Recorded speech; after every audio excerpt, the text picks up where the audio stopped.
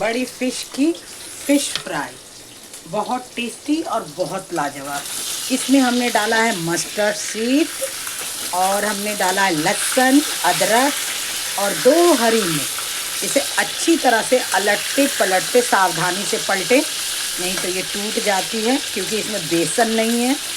और इसे हम ग्रेवी में बनाएंगे और क्या क्या सामग्री डलती है वो हम आपको दिखाएंगे।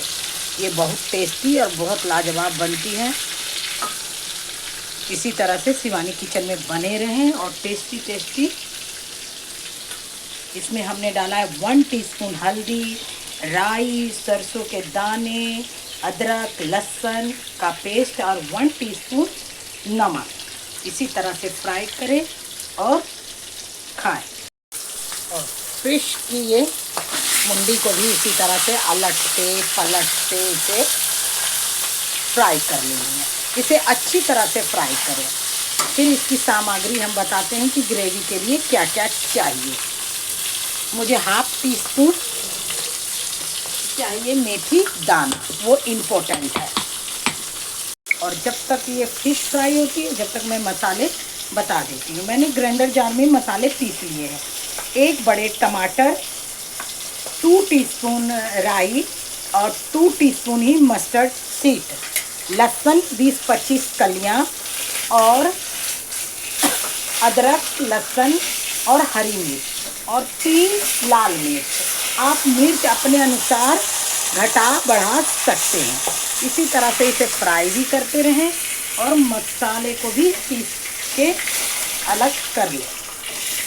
इससे जल्दी फिश बन जाती है।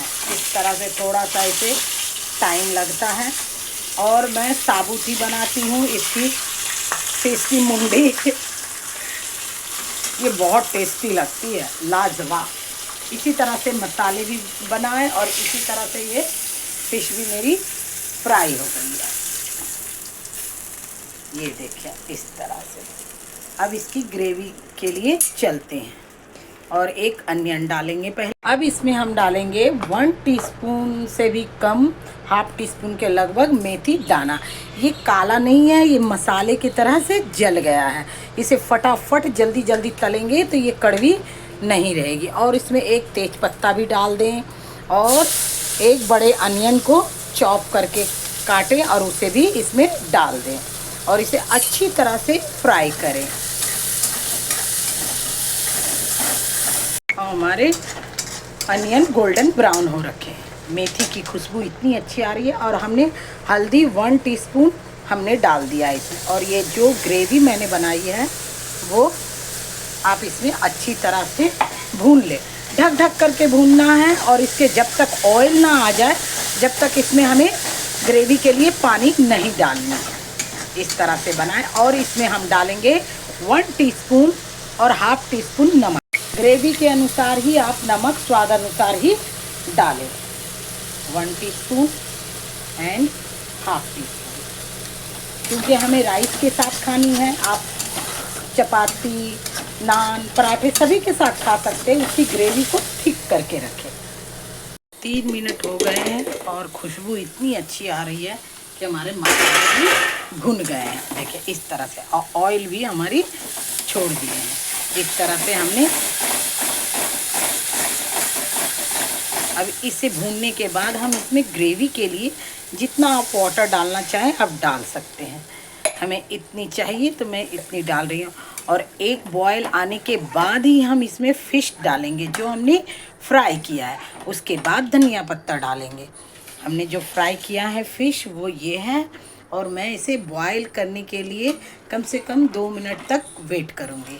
उसके बाद ही हम ये फ़िश सारी इसमें डालेंगे। ये देखें 2 मिनट हो गए हैं और हल्के हल्के हाथों से हमने जो फ्राई किया है उसे हम डालते जाएंगे। और इसे कम से कम 2-3 मिनट ही इसे फिर पकाना है, क्योंकि फ़िश हमारी तलने से ही पक जाती है। इस तरह से ये सारे चीज़ हम डाल देंगे और हमारी ये इस तरह से बहुत टेस्टी और बहुत लाजवाब बनती है। और इसे ढक करके कम से कम हम 2 मिनट तक और ये ग्रेवी अभी आपको दिख रही है कि ये पतली है, मगर 2 मिनट के बाद ये सोख भी लेगी, ये पक भी जाएगी और थोड़ी थिक भी हो जाएगी। आप जितना चाहें उतनी ग्रेवी बना सकते हैं, कम पानी डालिएगा तो एकदम लटपटा बनेगी, उस तरह से भी आप बना सकते हैं। और इसमें जो ऑयल, जो इसके मसाले हैं वो भी डालें। आप चाहें तो इसमें गरम मसाला भी डाल सकते हैं। मैं सिर्फ धनिया पत्ता डालती हूँ ऊपर से, और इसी तरह से इंजॉय करते हैं। और 2 मिनट के बाद राइस के साथ सर्व करके आप खाएं। थैंक यू एवरीबॉडी देखने